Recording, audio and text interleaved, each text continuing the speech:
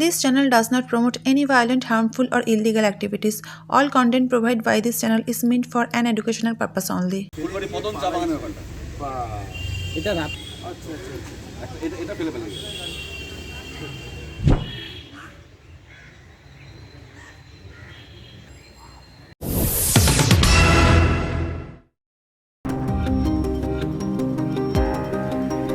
সরকারি আইনজীবীর বাইক চুরি।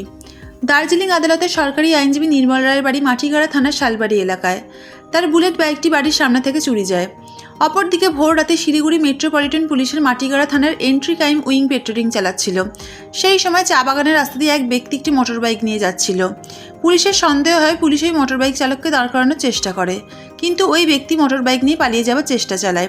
পুলিশ ওই মোটর বাইকটির পেছনে তাড়া করে। অবশেষে ওই ব্যক্তি তাড়া খেয়ে মোটর বাইকটি রাস্তার পাশে ফেলে পালিয়ে যায়। এরপর পুলিশ তাকে মোটর বাইকটি তালা ভাঙা বাইক দেখি পুলিশের সন্দেহ হয় যে বাইকটি চুরি করে নিয়ে যাওয়া হচ্ছিল, কিন্তু অনেক চেষ্টা করে ওই ব্যক্তিকে পাকড়াও করা সম্ভব হয়নি। এরপর মাটিগাড়া থানার পুলিশ ওই বুলেট বাইকটিকে উদ্ধার করে থানায় নিয়ে আসে। এবার আদালতের নিয়ম মেনে বাইকের প্রকৃত মালিক নির্মল বাবুকে ওই মোটর বাইকটি ফিরিয়ে দেওয়ার চেষ্টা চালাচ্ছে মাটিগাড়া থানার police. Bureau report, public media.